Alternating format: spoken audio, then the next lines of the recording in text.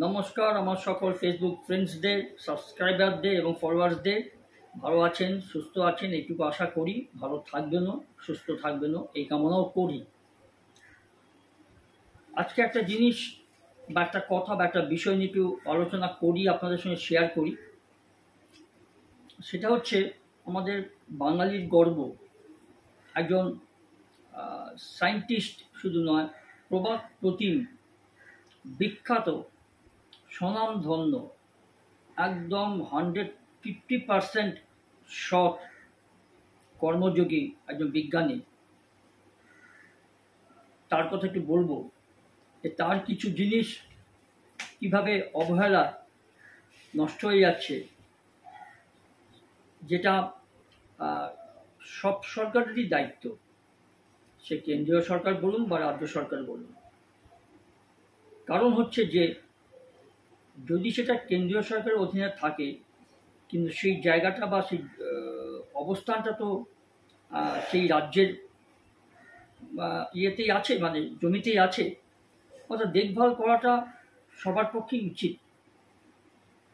সেখানে কোনো সব কিছু মানে রাজনীতিকে ঊর্ধ্বে গিয়ে তো সেটা তো হয় না। তার কারণ সে আমি আপনি সকলেই জানি, আমরা আপনারা। আজকে দেখুন, বাংলাদেশ আগে ছিল শ্রীলঙ্কা, তারপরে বাংলাদেশ শ্রীলঙ্কার সেই কট্টর দুর্নীতিগ্রস্ত রাজাকার, ওর নাম বোধহয় তাই হবে, প্রেসিডেন্ট ছিলেন বাংলাদেশের হাসিনা, শেখ হাসিনা। আর এই রিসেন্ট গত দুদিন ধরে যেটা হচ্ছে নেপালে, ওলি প্রধানমন্ত্রী, কি অবস্থা! কোনো মন্ত্রীকে ছাড় দিচ্ছে না, প্রাক্তন মন্ত্রী প্রধানমন্ত্রীর বউকে জ্বালিয়ে মেরে দিয়েছে। লুটপাট, যে লুটপাটটা হয়েছিল শ্রীলঙ্কার, তারপরে বাংলাদেশে দেখেছিলাম, সে রাষ্ট্রপতি ভবন বলুন, প্রধানমন্ত্রীর বাসস্থান বলুন, সরকারি দপ্তর বলুন, বিধানসভা বলুন, ভেঙে চুরে আগুন লাগিয়ে চুরমার করে দিয়েছিল ছাত্র সংগঠন। আর নেপালেও ঠিক তাই হচ্ছে। একটাই কারণ কি জানেন? দুর্নীতি। তারা বলছে আমরা ছাত্ররাতে বেকার, চাকরি পাচ্ছি না, আর তোমাদের ছেলে পেলে, নাতিপুতি, বউ বাচ্চা, শালা শালি সবাই দুর্নীতিগ্রস্ত হয়ে কোটি কোটি টাকা রোজগার করে বিলাস বেসনে জীবন কাটাচ্ছ, আর আমরা না পেয়ে, খেতে না পেয়ে বুভুক্ষ হয়ে মরছি। ऐसा नहीं चलेगा বলে নেপালে একটা ধুমধুরান্ত কাণ্ড। বিদেশি শক্তি উস্কানি অবশ্যই আছে, আর কাউকে এরকম প্রাণে মেরে দেওয়া, সরকারি সম্পত্তি নষ্ট করার এই পক্ষপাতে আমি নই। তো সেটা একমাত্র জনরস বলতে শুধু ছাত্ররা নেমে পড়েছে। কালকে আপনারা সকলেই দেখেছেন নেপালের পরিস্থিতি খুব খারাপ, ওরা কাউকে রিয়াক্ট করছে না। ওই দুটো দেশের ঘটনাটা মনে করিয়ে দিচ্ছে নেপালে যেটা হচ্ছে। তো এটা দুর্নীতির মানে চূড়ান্ত একটা পর্যায়। মানে দুর্নীতিগ্রস্ত নেতামন্ত্রীরা, প্রভাবশালীরা সব জায়গাতেই আছে। আমাদের দেশে নেই? আছে। আমাদের পশ্চিমবঙ্গে নেই? আছে। সব রাজ্যেই আছে, সব দেশেই আছে। এগুলো থাকবে, ভবিষ্যতেও ছিল, থাকবে। আমি ক্ষমতা আছি, আমার স্বজন পোষণ নেপোটিজম করে দিতে হবে। তুমি খেলে কি না করলে আমার দেখার দরকার নেই। তোমার ভোটে আমি জিতেছি যখন, ব্যাস এবার যাও, তুমি তোমার পথ দেখো। এই হচ্ছে ব্যাপার। রাজনীতি হচ্ছে একটা পেশা। একবার দাঁড়িয়ে যেতে পারলে আপনাকে আর কোনো চাকরির পরীক্ষায় বা ডাক্তারির পরীক্ষায় বসতে হবে না। যা কামাবেন ওই পায়ের উপর পা তুলে আপনি আপনার চতুর্ভুজ বসে খাবেন। হ্যাঁ, তবে এই পাপের টাকার ভোগের যে পাপ, এটা ফল কি হবে সেটা অবশ্যই একটা বাস্তবিক কথা। উপরওয়ালা বলুন, ধর্ম বলুন, অভিশাপ বলুন, ওটা পড়ুন। কিন্তু যাদের টাকা দিয়ে তুমি ফুর্তি করছো, জনগণের ট্যাক্সের টাকা দিয়ে, যাদের ভোটে এসে তুমি গদিতে বসেছো, তাদের উপরে তাদেরকে শোষণ করছো, এক্সপ্লয়েট করছো, এটা তো ঠিক নয়, তাই না? যাই হোক, আমি সেই প্রসঙ্গে চলে গেলাম। তবে একটা কথা বলি যে পূর্ব আগে তো মেদিনীপুর ছিল, একটাই মেদিনীপুর ছিল, এখন সেটা ভাগ হয়ে হয়েছে পূর্ব মেদিনীপুর আর পশ্চিম মেদিনীপুর। পশ্চিমবঙ্গের কলকাতা একদম দীঘার কাছে। 1930 সাল, দেশ জুড়ে চলছে লবণ সত্যাগ্রহ। সালটা 1930। কাঁথি রামনগরের মাঝ দিয়ে বয়ে চলা খালের পাড়ে দাঁড়িয়ে হাজার হাজার সত্যাগ্রহী সেই লবণ সত্যাগ্রহ আন্দোলন আমরা সকলেই জানি, যদিও সেগুলো আমাদের সকলের জন্মের আগের ঘটনা। সেই জন্য কিন্তু আজকে ধরুন ওই রামনগরের ঠিক আগে পিছাবনি বলে একটা জায়গা আছে বিখ্যাত লবণ সত্যাগ্রহের জন্য।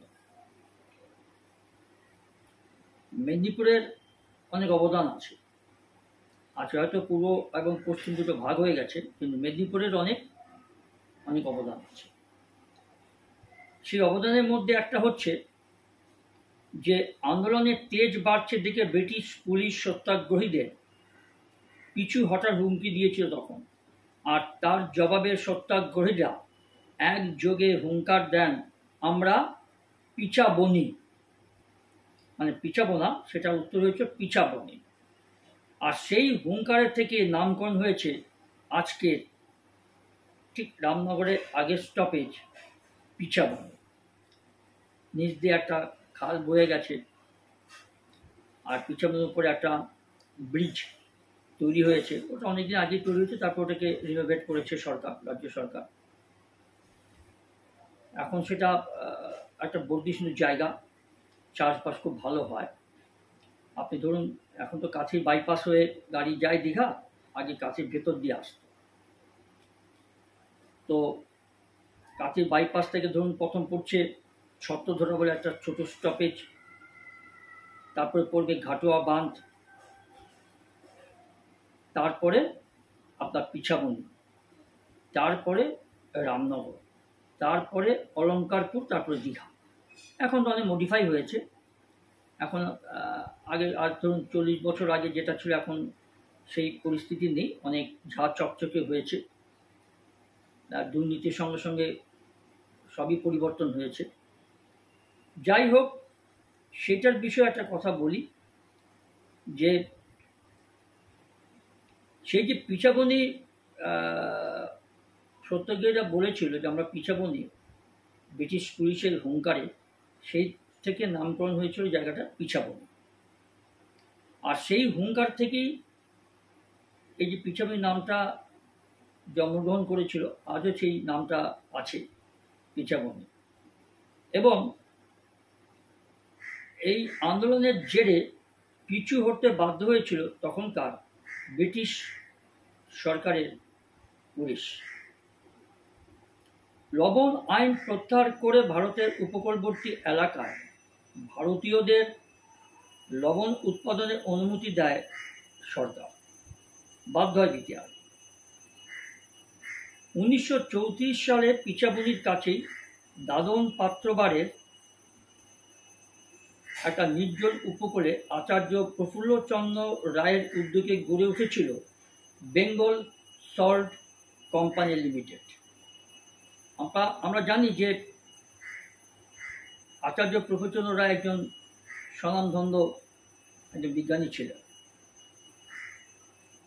আজ হয়তো আমরা অনেকেই তাকে ভুলতে বসেছি, এটা স্বাভাবিক কথা। কারণ এই ভিডিওটা করার কিছুদিন আগেই চাতলা একটা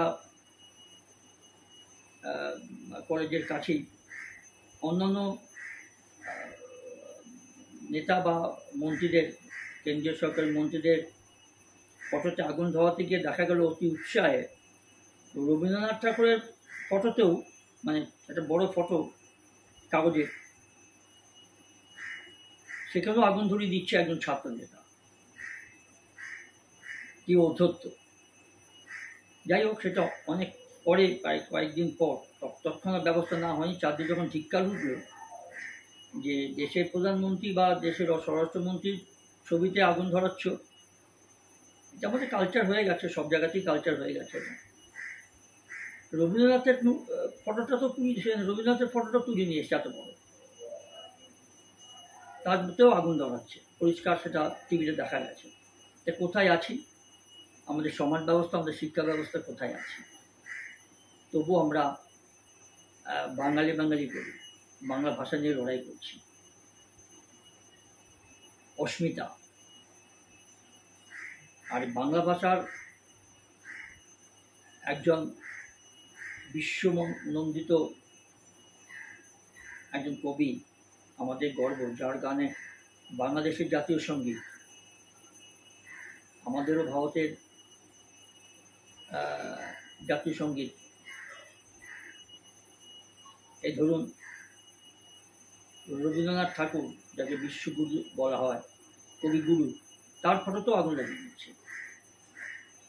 এগুলো তো আমরা দেখেছি বাংলাদেশে, ইদানিং বাংলাদেশে এগুলো হয়েছে। ভারতীয় বড় বড় চিত্র পরিচালকরা, মৃণাল সেনের বাড়ি পুড়িয়ে দেওয়া হয়েছে, ভেঙে তছনছ করে দেওয়া হয়েছে। কী অন্যায় তাদের! এরকম আরও কিছু মনীষীর বাড়ি, যারা ওখানে জন্মগ্রহণ করেছিলেন, পরবর্তী ভারতে এসে তারা প্রতিষ্ঠা পেয়েছেন, নাম করেছেন, সমাজকে দিয়েছেন, দেশকে দিয়েছেন অনেক কিছু, তাদের ঘর বাড়ি পুড়িয়ে দেওয়া হচ্ছে। তো সেটাই মনে পড়ে আর কি। তো সেরকমই একটা দিন। আমি এই কালচার থেকে আসছি, কেন এলাম জানেন?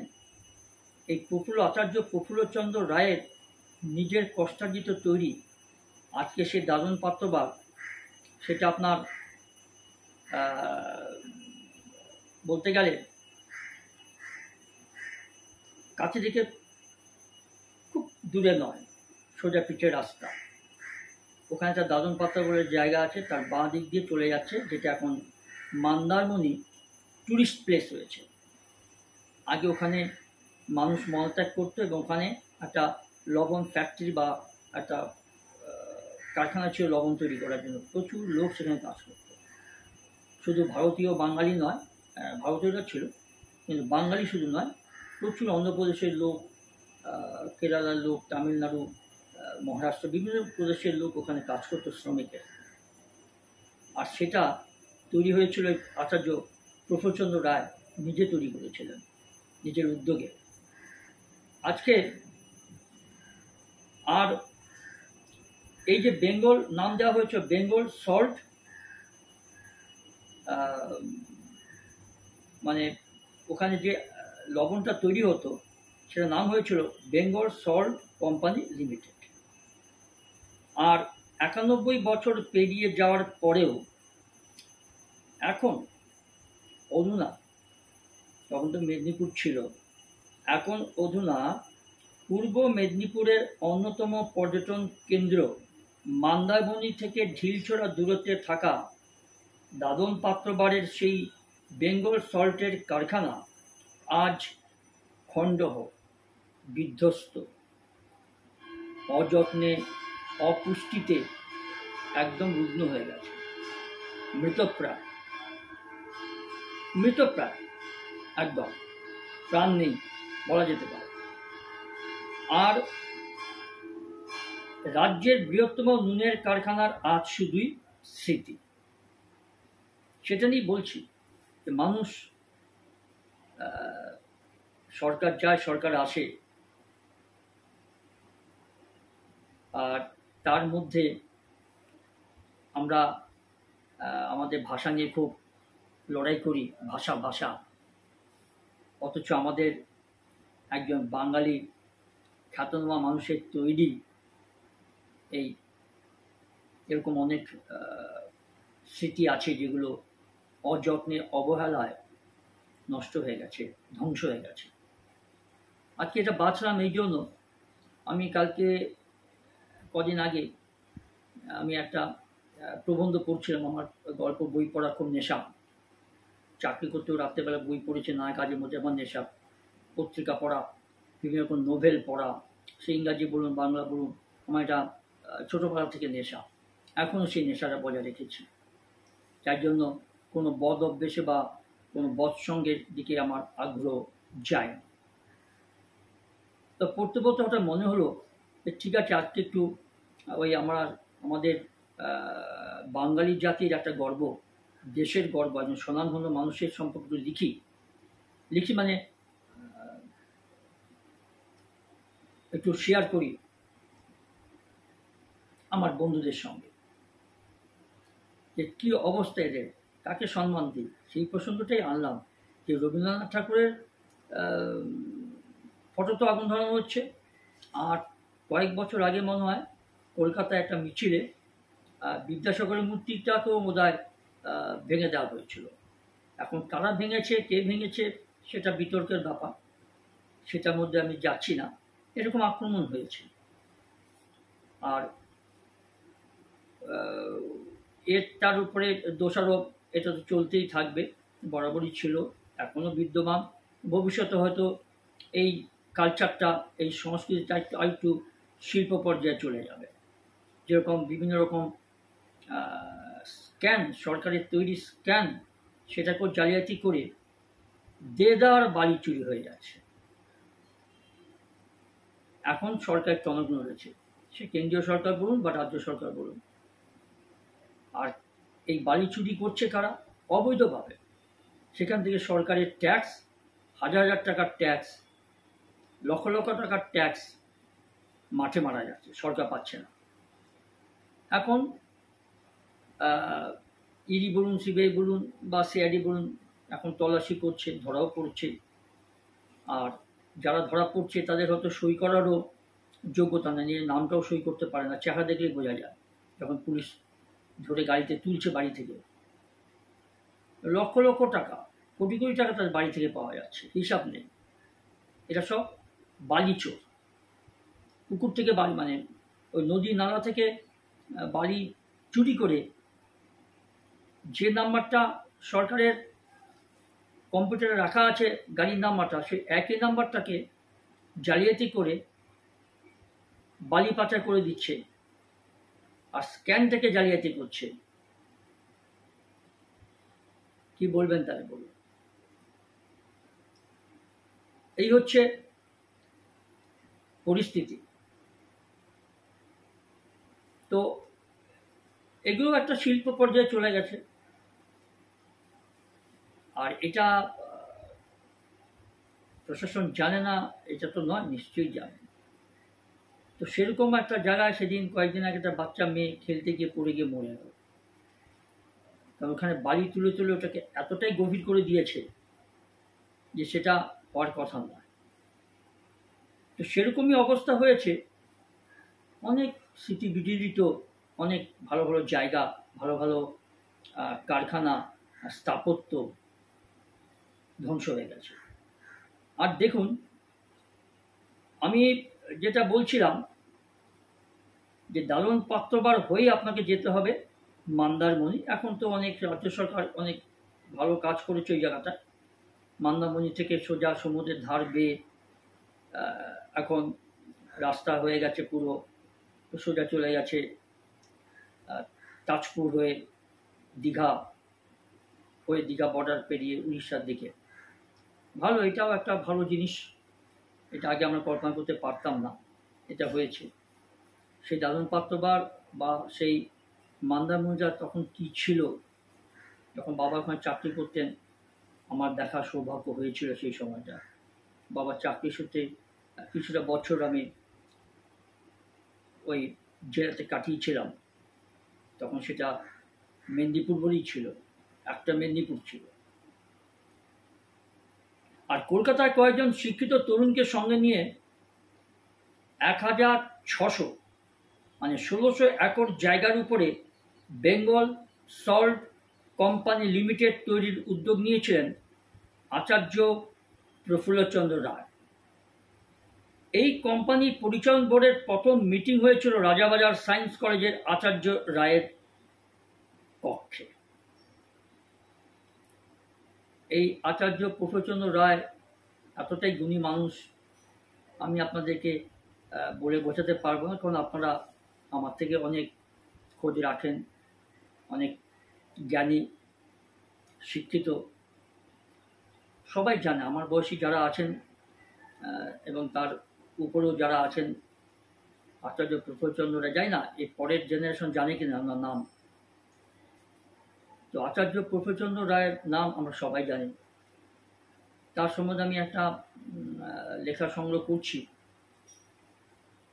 করে বিভিন্ন বইপত্র ঘেঁটে আমি ওটা নিয়ে একটু বলবো পরে, আজকে না, অন্য যদি সুযোগ পাই আমি আরেকটা ভিডিও করব। আর দেখুন, এই যে আচার্য প্রফুল্লচন্দ্র রায়ের পক্ষে যে মিটিংটা হয়েছিল, এই কোম্পানির পরিচালন বোর্ডের প্রথম মিটিং, আজকে রাজাবাজারের সায়েন্স কলেজটা আপনি নিশ্চয়ই জানেন। শিয়ালদা থেকে আমি অনেকবার হেঁটেই গেছি। রাজাবাজারের মোড়টা থেকে মানে শ্যামবাজার দিকে পাশে বাঁ দিকে, মানে শিয়ালদা থেকে যা বাঁ দিকে বিশাল কম্পাউন্ড, রাজাবাজার সায়েন্স কলেজ। সেখানে মিটিংটা হয়েছিল। সেখানে আচার্য প্রফুল্লচন্দ্র রায় তার নিজের রুমে কোম্পানির চেয়ারম্যান হিসেবে মিটিংয়ের পৌরোহিত্য করেছিলেন আচার্য প্রফুল্লচন্দ্র রায় স্বয়ং। আর সেই সময় দাঁড়িয়ে পাবলিক প্রাইভেট পার্টনারশিপ এবং বা পিপিপি মডেল যাকে বলে, সেই পিপিপি মডেলে মানে পাবলিক প্রাইভেট পার্টনারশিপ, এটা আমরা এখনও শুনি, পিপিপি মডেলের কথাটা এখন আমরা শুনি। ওই মডেল তৈরি কারখানার বছরে 50,000 মেট্রিক টন নুন উৎপন্ন হতো। কাজ করতেন কারা? কয়েকশো শ্রমিক, বাঙালি অবাঙালি। তখন তো ভাষা নিয়ে এত সমস্যা ছিল না যে তুমি বাঙালি আর আমি অবাঙালি, বা আমি বাঙালি তুমি অবাঙালি, মারো ধরো, এসব বৈষম্য তখন ছিল না। 1961-তে রাজ্যের তৎকালীন মুখ্যমন্ত্রী স্বনামধন্য, পূজনীয়, শ্রদ্ধেয় ডাক্তার বিধানচন্দ্র রায় এই কারখানা পরিদর্শনে এসেছিলেন এবং উৎপাদিত নুনের গুণমান বাড়ানোর জন্য ফরাসি বিশেষজ্ঞদেরও নিয়োগ করেছিলেন তিনি। এমনকি বিশেষজ্ঞদের রিপোর্টের ভিত্তিতে, মানে ওই রিপোর্টের উপরের ভিত্তি করে কোম্পানি 23% শেয়ার কিনে নিয়েছিল রাজ্যের শিল্প দপ্তর। আর এর পরে মোটামুটি 2 দশক ভালোভাবেই চলেছিল কারখানাটি। তারপরে ক্রমে লোকসানে চলতে শুরু করে বেঙ্গল সল্ট কোম্পানি লিমিটেড। আমার ছাত্রাবস্থায় আমি ওখানে যাতায়াত করতাম। বাবা তখন কাছিতে চাকরি করতেন, পোস্টিং ছিলেন ওখানে জলপাইগুড়ি থেকে, ওখানে পোস্টিং হয়ে এসেছিলেন। তখন আমি খুব ছোট, সেটাও ধরুন প্রায় 1974-75 সাল। 1970 সাল থেকে প্রায় 1975 মানে 74-এর লাস্ট শেষ পর্যন্ত, শেষের দিকে আমরা জলপাইগুড়িতে ছিলাম। তার আগে কোচবিহার, পুরো নর্থ বেঙ্গলটা বাবা সার্ভিস করেছেন। আমার জন্ম যেহেতু দার্জিলিংয়ে, কার্শিয়াং দার্জিলিং আমার ছোটোবেলা দেখার খুব সৌভাগ্য হয়েছিল। কিছুটা স্মৃতি মনে আছে, সেগুলো এখন মাঝে মাঝে হাতড়াই, জাবর কাটি, সেগুলো এখন আপনি এখানে পাবেন না, মানে দক্ষিণবঙ্গে পাবেন না, পাওয়া সম্ভব না। আর এই রাজনৈতিক কারণের ডামাডোলেও দক্ষিণবঙ্গটাও মানে অশান্ত হয়ে গেছে। সেখানে খুব ভালো বৃষ্টি হয় জানেন, মাঠে ঘাটে আপনি মাছ, কই মাছ, ল্যাটা মাছ আমরা ধরেছি। আর তিস্তা এবং করলা দুটো নদী ওখান দিয়ে গেছে। সেসব শৈশবের কথা, আই হ্যাভ এনজয় আ লট। তো সেই সূত্রে আমি দেখেছি তখনও কিন্তু এই ওটা ধরুন 80-র দশক ততক হবে, তখন ওখানে আমরা ক্রিকেট খেলতে যেতাম। ওই মন্দারমণির ওই সি বিচটায় খুব নোংরা ছিল, ওখানে সব কোয়ার্টার ছিল, শ্রমিকদের কোয়ার্টার ছিল, ওখানকার সুপারভাইজার ছিল, উচ্চপদস্থ অফিসারদের কোয়ার্টার ছিল, এবং শ্রমিকদের জন্য কোয়ার্টার ছিল, তারা সেখানে থাকতেন এবং তাদের ছেলেদের সঙ্গে আমরা ক্রিকেট খেলতাম, ক্যাম্বিস বল, প্রীতি ম্যাচ খেলতাম আর। তো তখনও পর্যন্ত মানে অক্সিজেন নিয়ে কাজটা চলছিল। তারপরে জানেন কি হয়েছিল? এই যে বিধানচন্দ্র রায় তারপরে কিন্তু চেষ্টা করলেন সেই ফরাসি বিশেষজ্ঞদের নিয়ে তাদের গুণগত মান বাড়ানোর জন্য তিনি সেখানে তাদেরকে নিয়ে এসেছিলেন। ডাক্তার বিধানচন্দ্র রায় আমাদের পশ্চিমবঙ্গের সর্বকালের সর্বশ্রেষ্ঠ মুখ্যমন্ত্রী। সে তিনি যে পার্টি করুন, শুধু আমার চোখে নয়, সারা বঙ্গবাসীর চোখে সর্বকালের সর্বশ্রেষ্ঠ মুখ্যমন্ত্রী। এরকম মুখ্যমন্ত্রী পশ্চিমবঙ্গে আসেননি। এতটাই সৎ, এতটাই গুণী মানুষ, নিজের পেশা ছিল ডাক্তার, বিনা পয়সা অনেক চিকিৎসা করেছেন গরিবদের জন্য, অনেক অবদান আছে। দুর্গাপুর থেকে শুরু করে সল্টলেক থেকে শুরু করে আজকে ওনার আমলে এগুলো তৈরি হয়েছিল। আজকে যদি উনি বেঁচে থাকতেন, আজকে পশ্চিমবঙ্গের অবস্থা হয়তো এত খারাপ হতো। তার পাশে কোনো মুখ্যমন্ত্রীকে রাখা যায় না, থাকবেও না। সে ডাক্তার বিধানচন্দ্র রায় যে রাজনৈতিক দল করুক না কেন, আমি সেই প্রসঙ্গে যাচ্ছি না। আমি ব্যক্তি হিসেবে তাকে আমি সর্বকালের সেরা মুখ্যমন্ত্রী বলছি। কর্মযোগী মানুষ, তার দিকে আঙুল তুলে কেউ বলতে পারবে না যে এক পয়সা তিনি কাটমানি খেয়েছেন বা দুর্নীতি করেছেন। এটাই আমাদের একটা ডাক্তার বিধানচন্দ্র রায়কে নিয়ে একটা গর্ব আছে। এরকম অনেক নেতা আছেন, নেই যে তা নয়। প্রফুল্লচন্দ্র সেন আছেন, ছিলেন, মারা গেছেন, উনি আছেন, ছিলেন, আছেন অনেকেই, অনেক শিক্ষাবিদ আছেন। তো সেগুলো এখন আমাদের কাছে মনে হয় গল্প, কারণ আমরা তো এখন যে সমাজটা দিয়ে যাচ্ছি বা যা চোখে দেখছি, খুব খারাপ পরিণতি। সেগুলোর সঙ্গে ওগুলো মেলাতে গেলে ওগুলো এইসব দেখতে দেখতে ওগুলো মাথা থেকে, স্মৃতি থেকে বেরিয়ে যাচ্ছে। আর এই যে তারপরে জানেন, এই বেঙ্গল সল্ট কোম্পানি লিমিটেডটা তারপরে কি হলো জানেন, ক্রমে লোকসানে চলতে শুরু করে। আর এই যে বেঙ্গল সল্ট কোম্পানি লিমিটেডটা এইভাবেই নষ্ট হয়ে যেতে শুরু করে অযত্নে। তারপর আরও অনেকগুলো কারণ আছে, সেই কারণগুলো আমি বললাম না। শ্রমিক সমস্যা, আধুনিক প্রযুক্তির অভাব এবং প্রাকৃতিক কারণে উৎপাদন কমে যাওয়ার মতো নানা কারণে ক্রমে ধুঁকতে ধুঁকতে ধুঁকতে শুরু করে এই ইতিহাস বিজড়িত কারখানাটা একদম মৃত্যু পথযাত্রী। 1992 সেখানকার সব ইউনিট বন্ধ হয়ে যায়। সত্যি তাই, আমি তো বললাম আপনাকে 1980 সালে, 80-র দশকে আমি ওখানে গিয়ে দেখেছি রমরমভাবে উৎপাদন হতো। এবং যদি আপনি ওই দাদন পাত্রবার হয়ে আপনার দেউলটি, তারপরে বালি, সাই, এইসব জায়গা পেরিয়ে যখন আপনি দীঘার দিকে যাবেন, তারপর তো রামনগর পড়ে, তার মাঝখানে ছোটো ছোটো স্টপেজ আছে। ঠিক কাছের দিক থেকে দীঘা মুখে যেতে গেলে বাঁ দিকে একটা বাঁধের মতো আছে, আর ওই পাশে হচ্ছে আপনার সমুদ্র। সেইখানে আমি উঠে দেখেছি, আমার ছাত্র অবস্থায় ঘুরতে যাওয়ার সময় সাইকেল করে গিয়েছি বন্ধু বান্ধবদের সঙ্গে, দেখেছি সেখানে মাটি দিয়ে ছোটো ছোটো ঘিরে ঘিরে রেখেছে, জল রেখেছে, সেখানে নুন, প্লাস্টিকের নিচে পাতা আছে, সেখানে নুন তৈরি হচ্ছে, উৎপাদন হচ্ছে না তখন পর্যন্ত। তারপর 1990 দশক থেকে ওটা মোটামুটি লোপাট হয়ে যায়, পুরোপুরি বন্ধ হয়ে যায়। খুব দুঃখজনক ঘটনা। এর দায় কাদের, সে তর্ক বিতর্কের ব্যাপার। আর ওই যে বললাম 1992 সাল থেকে সব ইউনিট বন্ধ হয়ে যায়। তারপরেও কারখানার 900 একর জমিতে চিংড়ি চাষের উদ্যোগ নিয়েছেন রাজ্যের মৎস্য দপ্তর, কিন্তু কিছু বছরের মধ্যে তাও মুখ থুবড়ে পড়ে। কেন পড়লো, কারণটাকে মুখ থুবড়ে পড়ার তো কথা নয়, সেটাও তর্ক বিতর্কের ব্যাপার। অথচ একটা বর্ধিষ্ণু জায়গা, সমুদ্রের ধারে, চিংড়ি মাছের চাষ এখনো হয়। শঙ্করপুর একটা ছোট্ট মানে বন্দর টাইপের আছে, টিম করে চলছে আর কি। আর এরপরে সবই এগুলো আপনার বলতে গেলে কি বলবো, অনৈতিকতার বা অবহেলা অস্বীকার করা যায় না, কিন্তু এগুলো নষ্ট হওয়ার কথা নয়। আর এই যে 2000-এর পরে পাকাপাকিভাবে বন্ধ হয়ে যায় কারখানা, 2000 সালে, তখন তো বামফ্রন্টের সময়, অনেকের চোখে স্বনামধন্য মুখ্যমন্ত্রী ছিল ওই জ্যোতি বসু। ওই মানুষটাকে যদিও বা আমি কখনো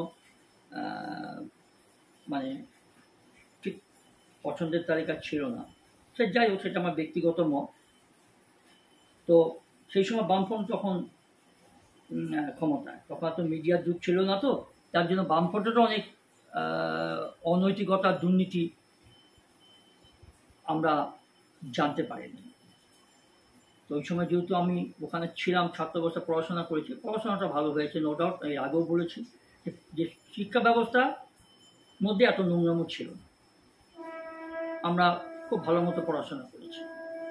কলেজে কোনো তখনও ছাত্র ইউনিয়ন ছিল, সংসদে ভোট হতো, এদের এত নোংরা পর্যায়ে যায়নি। এই একটা দিক আমি বামফ্রন্টের প্রশংসা করছি। শিক্ষা ব্যবস্থা তখনও ঠিক ছিল। তারপরে যখন আমরা পাস করে গেলাম 84-85-এ, যখন অনার্স নিয়ে যখন আমি গ্র্যাজুয়েশন কমপ্লিট করলাম, তারপরে কি ঘটনা ঘটলো, তারপরে মনে হয় ওই 90 দশকের পর থেকে শিক্ষা ব্যবস্থাটা মনে হয় কিছুটা খারাপের দিকে গেল। আর এখনের কথা আমি তুলনার মধ্যে আনছি না, ছেড়ে দিই, ওর মধ্যে আমি আর ঢুকতে চাইছি না। তো যেটা বলছিলাম যে সেই যে 2000 সালের যে কারখানা বন্ধ হয়ে গেল, সেই শেষ।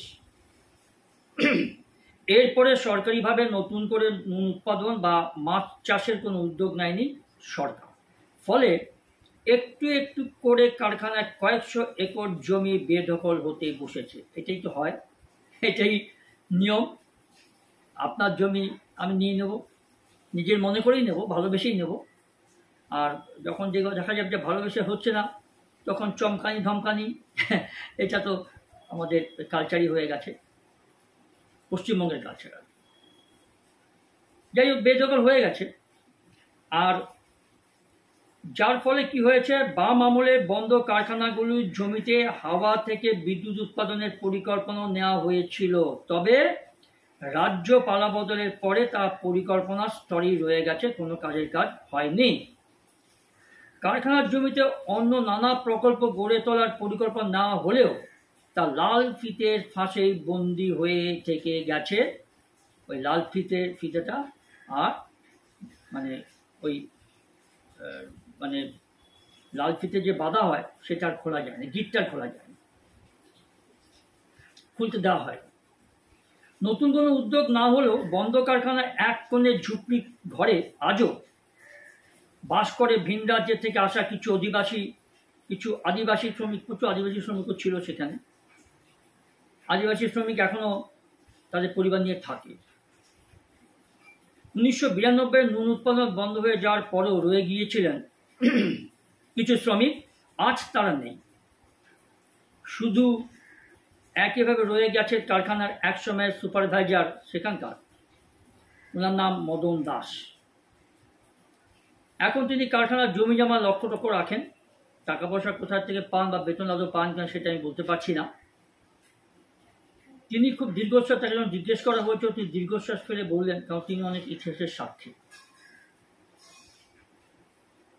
অনেক বয়োজ্যেষ্ঠ মানুষ, প্রায় 70 বা তারও বেশি তার বয়স হতে পারে। তিনি বললেন, এক সময় হাজার হাজার শ্রমিক এখানে গম করত, আমিও দেখেছি শৈশবে। এখন তো শুধুই নিস্তব্ধতা। শুধু 2রা আগস্ট আচার্য প্রফুল্লচন্দ্র রায়ের জন্মদিনে তার মূর্তিতে মালা পরানো ছাড়া আর কাউকে এখানে দেখা যায় না। যাই হোক, এটাও শুনে ভালো লাগলো যে আচার্য প্রফুল্লচন্দ্র রায়ের জন্মদিনে তার মূর্তিটাতে অন্তত তার মূর্তিতে ফুলের মালা দেওয়া হয়, এবং মূর্তিটাও এখনো বেঁচে আছে, ধূলিসাৎ হয়ে যায়নি। এটা একটা অত্যাশ্চর্য ব্যাপার। এটাও আমাদের কাছে একটা গর্বের বিষয় যে অন্তত এই মানুষটার জন্মদিনটা যেভাবেই হোক পালন হচ্ছে। আর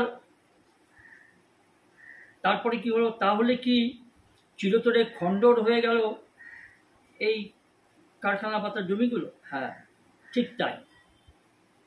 এইভাবে খণ্ডর থাকতে থাকতে, খণ্ডর মানে ওই সমুদ্রের মতো, মরুভূমির মতো একদম ফাঁকা, কোনো পরিকল্পনা নেই, কোনো উদ্যোগ নেই, কোনো কাজ নেই।